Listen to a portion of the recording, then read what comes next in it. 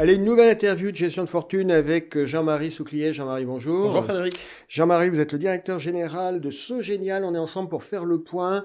Vous démarrez un peu l'année sur les chapeaux de roue. D'abord parce que sur certains de vos fonds un peu fétiches, vous avez eu un très bel exercice 2021. Ça s'est bien passé 2021 pour vous? 2021, excellente année pour nous. On est très content de cette année. On a les très belles performances sur toutes nos SCPI.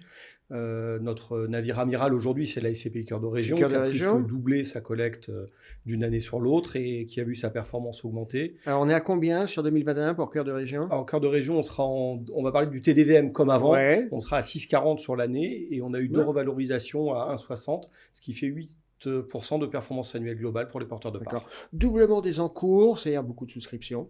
Vous expliquez comment cet intérêt pour cette SCPI? Alors la SCPI, de façon assez générale, a repris de très belles embellies, une très très belle embellie au cours de cette année. Et c'est vrai que ce côté SCPI régional diversifié, plutôt sur des métropoles, avec vraiment des PME locales bien implantées et une bonne performance, ça génère beaucoup de souscriptions, beaucoup de collectes, parce que ça attire les gens finalement. C'est proche de chez eux, parce que beaucoup de nos souscripteurs sont en province. Ils comprennent ce qu'on achète, ils le voient. Et ils aiment ça. Cœur de ville, belle performance aussi? Performance aussi très bien, parce qu'en SCPI Commerce, on arrive à avoir une performance de 5,30% sur l'année.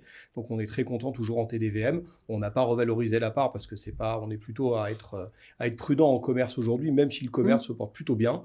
Mais on est content des performances de cette SCPI qui n'a jamais baissé en distribution et qui a passé son temps à croître. Voilà, c'est ça, il faut tenir dans la durée, il ne s'agit pas de faire des coups. Je crois que chez Sogénial, il y a, vous avez dans le pipe en préparation un groupement forestier.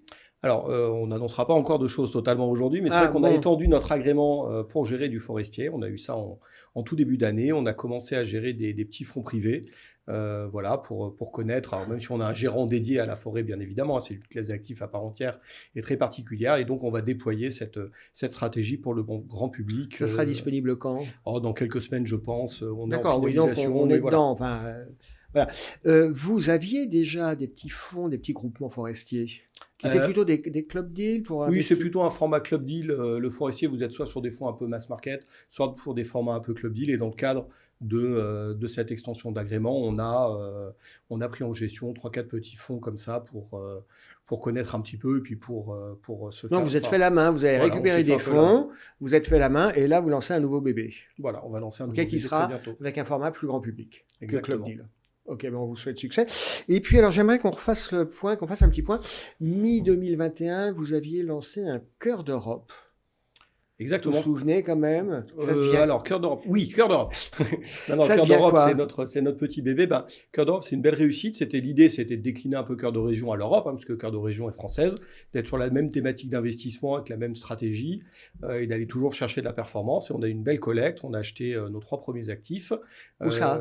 À Bruxelles, Louise 500, avenue Louise, le 500 à Bruxelles. Donc un immeuble et une adresse assez prestigieuse, une avenue prestigieuse.